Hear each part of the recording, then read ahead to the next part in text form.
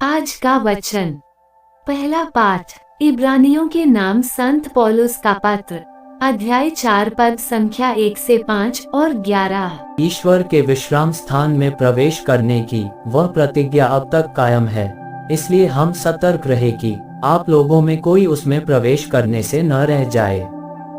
हमको उन लोगों की तरह एक मंगलमय समाचार सुनाया गया है।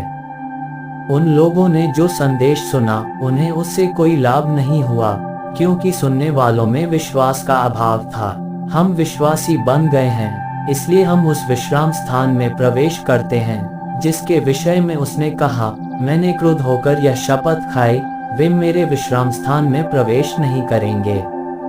ईश्वर का कार्य तो संसार की सृष्टि के समय ही समाप्त ईश्वर ने अपना समस्त हो गया है, क्योंकि धर्मग्रंथ 7वें दिन के विषय में ये कहता है, कार्य समाप्त कर 7वें दिन विश्राम किया।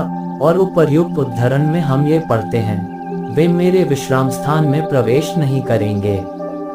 इसलिए हम उस विश्राम स्थान में प्रवेश करने का पूरा प्रयत्न करें, जिससे कोई भी उन लोगों की अवज्ञा का अनुसरण करता हुआ उससे वंचित न हो। यह प्रभु की वाणी है।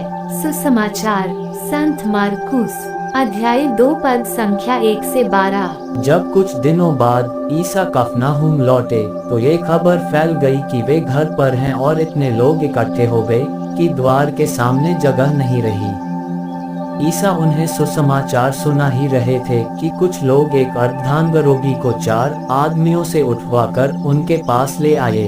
भीड़ के कारण वे उसे ईसा के सामने नहीं ला सके, इसलिए जहां ईसा थे उसके ऊपर की छत उन्होंने खोल दी और छेद से अर्धांग रोगी की चारपाई नीचे उतार दी। ईसा ने उन लोगों का विश्वास देखकर अर्धांग रोगी से कहा, बेटा, तुम्हारे पाप क्षमा हो गए हैं। वहां कुछ शास्त्री बैठे हुए थे। वे सोचते थे, ये क्या कहता है, ये ईश निंदा करता है। ईश्वर के सिवा कौन पाप क्षमा कर सकता है। ईसा को मालूम था कि वे मन ही मन क्या सोच रहे हैं। उन्होंने शास्त्रियों से कहा, मन ही मन क्या सोच रहे हो।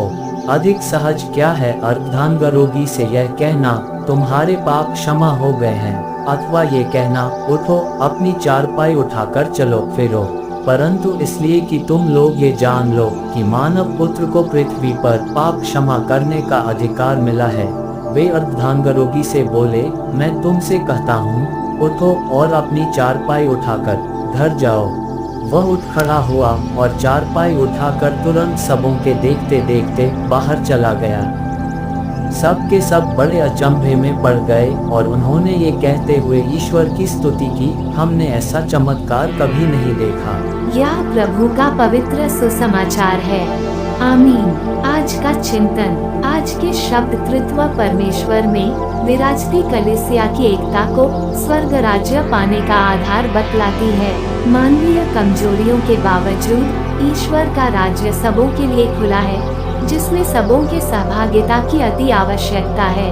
आज के सुसमाचार में यीशु ख्रीस्त निष्कपट और दृढ़ निश्चय मित्रों की एकता से काफी प्रभावित है, और इसीलिए वे अर्धांग रोगी को चंगा कर पाए।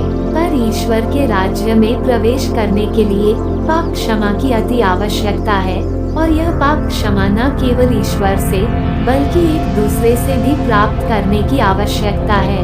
हम सभी एक दूसरे के पाप को क्षमा करने के लिए बुलाए जाते हैं, तभी ईश्वर भी हमारे पापों को क्षमा करेंगे, और इस तरह पाप क्षमा द्वारा हम ईश्वर की प्रजा के रूप में एकत्रित होते हैं।